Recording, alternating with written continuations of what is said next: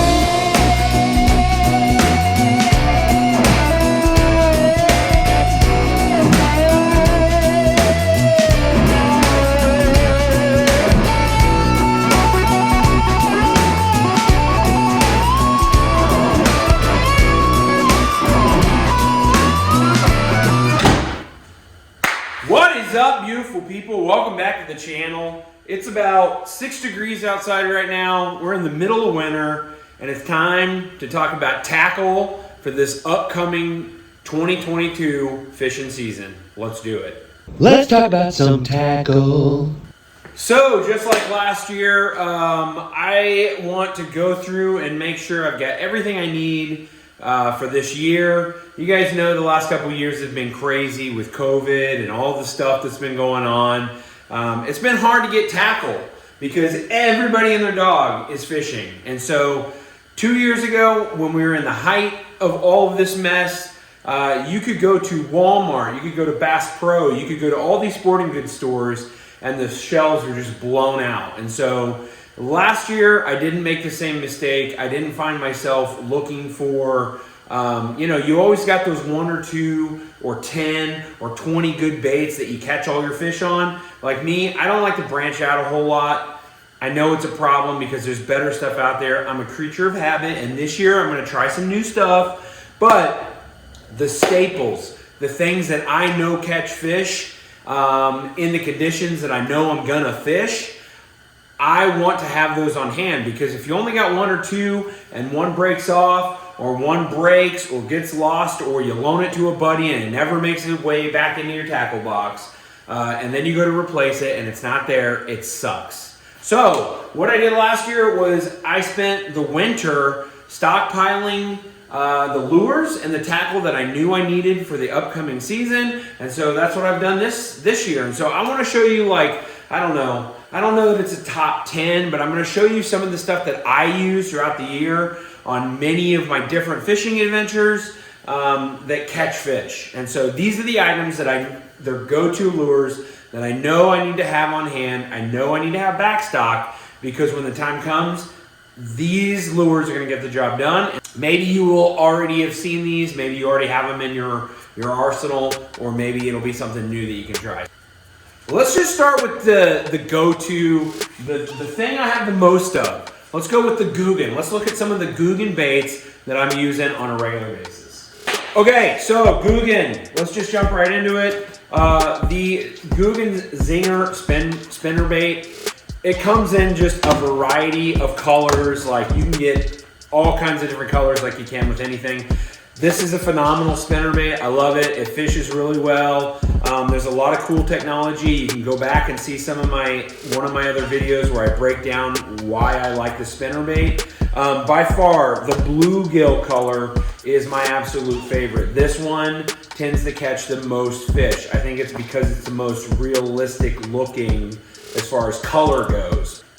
Okay, they have many crankbaits. My favorite by far is the flat banger. Again, it comes in many colors. This is great for early spring, and then also in the fall. I use it around like piers and where I've got a lot of rock and things like that. It seems to do great.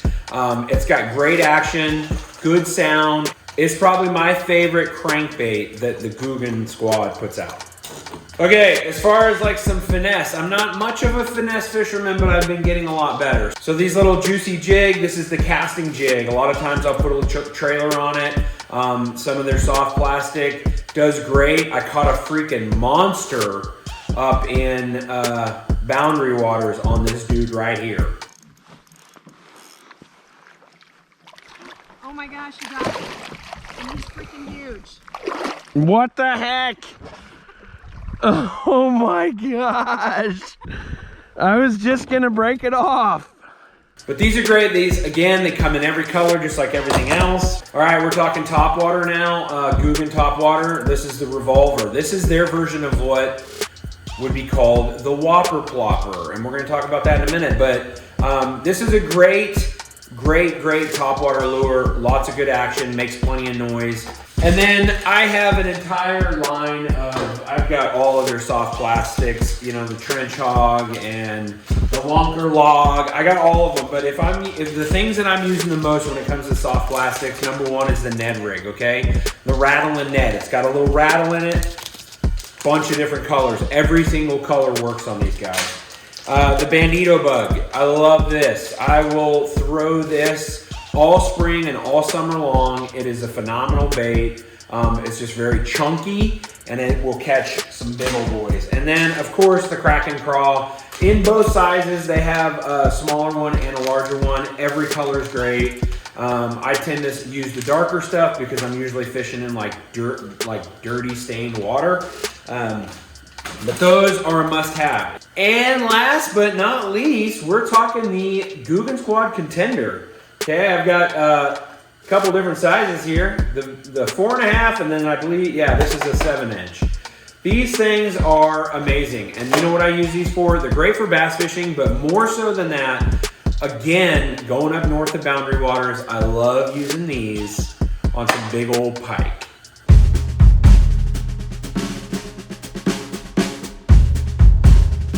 Yeah, they have an amazing swimming motion. They look great in the water. It's just a nice, slow, steady retrieve, and they will get it done. You gotta have some, they're a little bit more expensive, but they're worth it if you wanna catch some mondos. Okay, top water, aside from the Googan stuff, Lunker Hunt, the Phantom Spider, any size, amazing. Any color, amazing, must have. The little frog, I call him Fred, the Lunker Frog. Super realistic, the legs are amazing, he moves through the water great. I've caught so many huge fish on this lure right here. And then the Lunker Hunt Prop Frog. This thing is so awesome too. It drags across the top of the water. These little back legs right here, they churn like little paddles and they make that sound, you know, that the fish can't stand. And then it's got an additional hook in the back with the two kind of weedless hooks up on the body, like you see on a regular frog. A lot of times when I don't have anything happening with a regular top water frog like this, and I can't fish an area with like a Whopper Plopper because of all the vegetation and stuff, this is a great alternative. It's like the best of both worlds and it will get it done. Every color is good in this.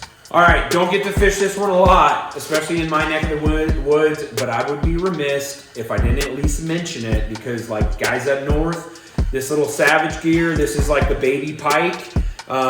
It is 7 3/4 inch, it's amazing. It's got 1, 2, 3, 4, 5 different sections, so when it moves in the water, it's got this nice swimming motion.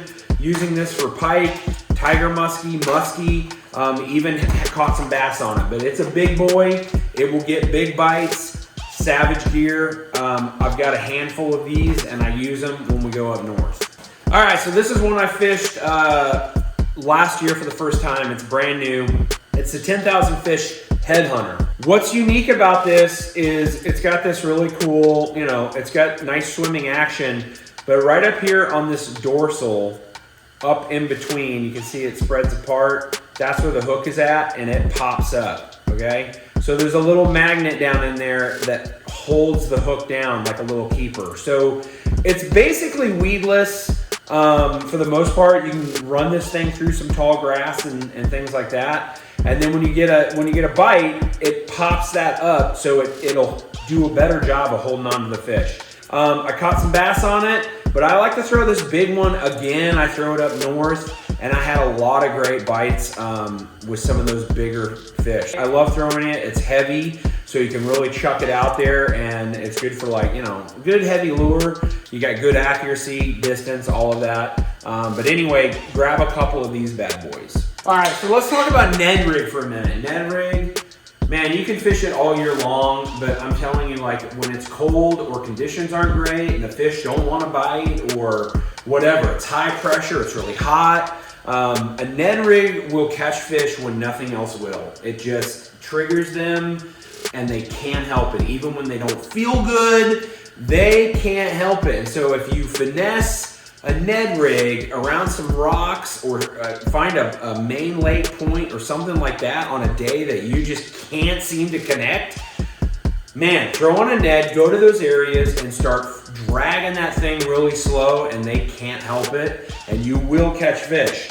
I use the Z-Man, the little shrooms. Guys, I have probably 25 of these little packages, because by April, these suckers will be gone. I've got the really big ones, I got the really small ones, depending on if I'm fishing really deep or in the wind, things like that. So make sure you get plenty of those. This is one here. Not only did I throw the Googan rattling Ned, but I fell into this early fall. And this is the Ned Oko. It's a KVD. Here it is. You can buy these little packs at Walmart, and it comes with 3 little Ned hooks. They're a little longer than like the Z-Man, which I like. The hook is a little bigger itself, but it's a nice chunky, I don't know if you can see that. It's a nice chunky plastic. And so it's got like a ribbed body, and man, it's just a bigger profile, a little bit bigger presentation, and I absolutely killed it in the fall.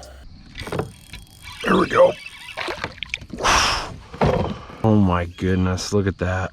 He choked that sucker right away. The little Ned Oko. Good fish right there.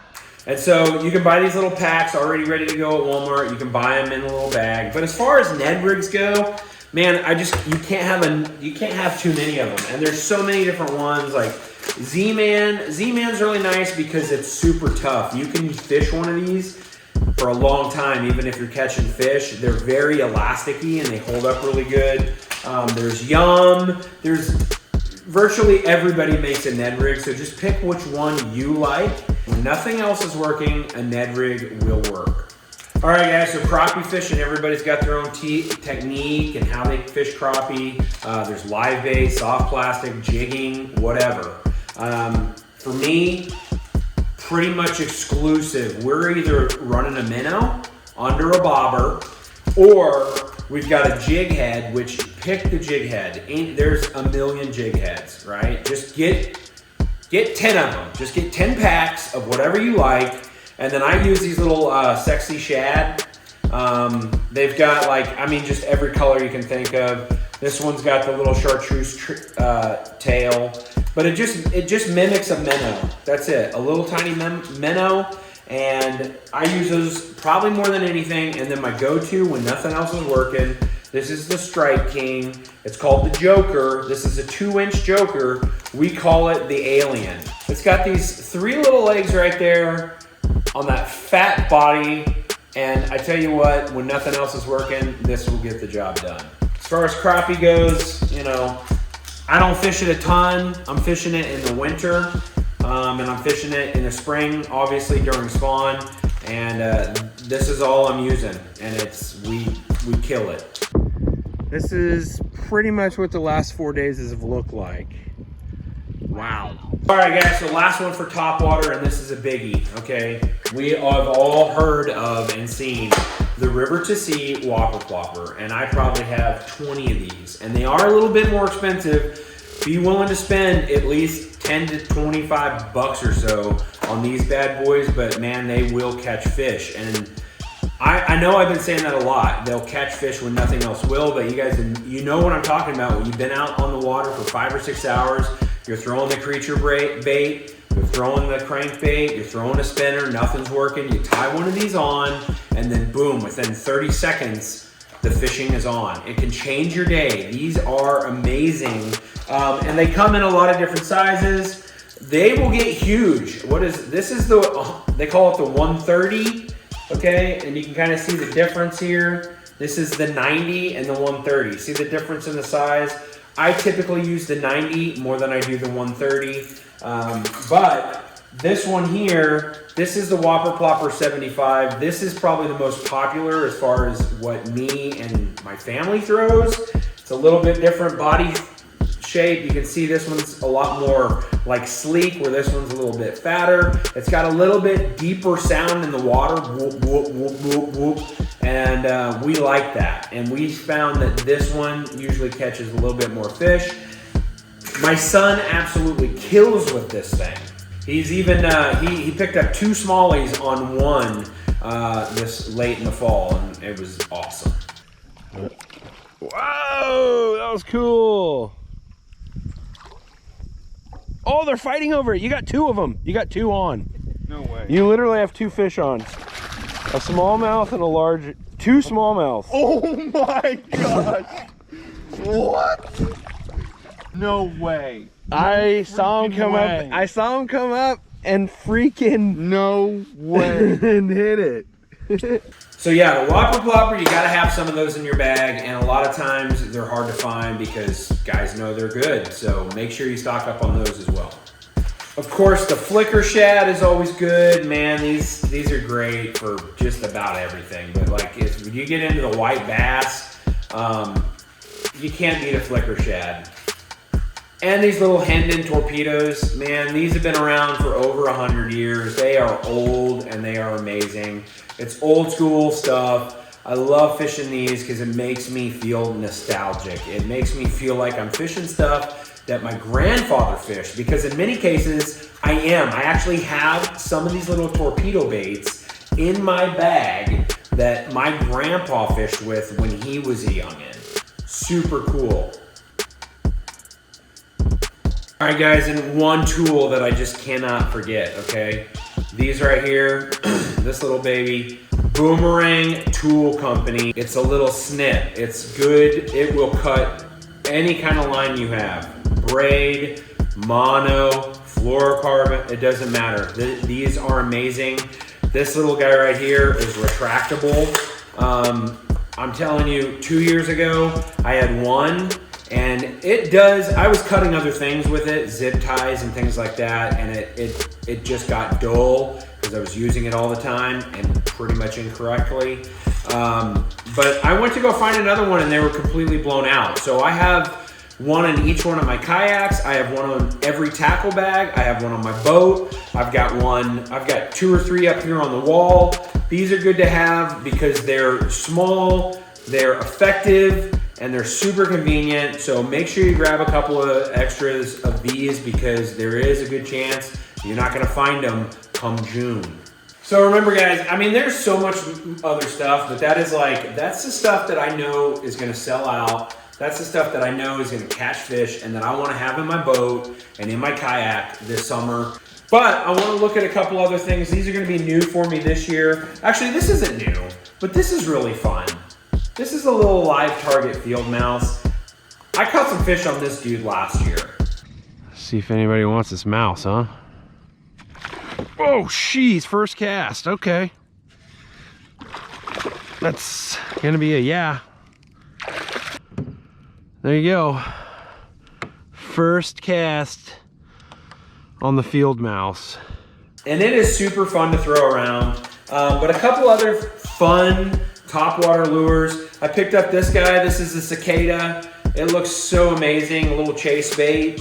I got a couple of them that I'm gonna be throwing. I've got this Lunker Hunt prop turtle. So it's just like that prop frog where it's got those legs. Gonna be super fun. The 10,000 fish Tatika, Tatuku, Taka. This freaking topwater frog, okay? New this year, it's got this like cool body design. It's very like almost robotic sort of. Anyway, I love throwing frogs. I'll try a new one this spring. We're gonna let that rip. But there you go, guys. That's pretty much it. That's like kind of my top 10 or top 8, or I don't even know how many that was, but that's the stuff that I like to stock up on during the winter because I know it's gonna be hard to come by it later this year, and I know it's stuff that's gonna catch fish. And so I've got plenty of rods and reels ready to go. This is also a great time when it's cold and snowy. Sit down, get those things restrung, take them apart, clean them. Make sure that like when the weather turns and you have an opportunity to get on the water, that everything is ready to go. You don't have to worry about stuff not working the way it's supposed to. Restring in line. Don't wait to the last second because then it like eats up the time that you could be casting. And I'm telling you, I see guys that go out and they're like, oh yeah, I didn't really catch any fish. But then they spend all of their time floating around on a kayak, fixing their reel or tying on lures, and they're not physically casting. It's like a 99% chance that you're not gonna catch fish unless your line is in the water. And so if you spend all your time fixing your stuff and tying stuff on and trying to get ready, you're missing out on fishing. So get ready now when the weather sucks so that you're ready to go when the weather is right. Hope you guys enjoyed the video. If you have any questions, just throw them in the comments down below. I'll make sure to answer them as best I can. I'm not an expert by any means. I just love to fish. I'm super passionate about it. And so I spent a lot of time in the last few years trying out all these different baits, seeing what works, seeing how to throw them, and just kind of building up an inventory. And I'm also a helpful guy. So if you live in the area and you want to try something but you can't find it, I will definitely hook you up. I've had plenty of people come into my garage and shop my little makeshift store here because they didn't prepare like I did. And so no problem, we'll hook you up, we'll help you out because I want to see people succeed at this amazing sport because it's awesome. So anyway, guys, thanks so much for watching. Hope you guys enjoyed it. I will see you on the next adventure. Get out there, get your crap bought, and I'll see you on the water.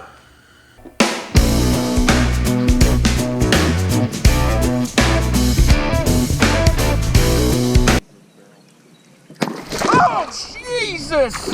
Love of money! Oh my gosh! Did you see that? Oh!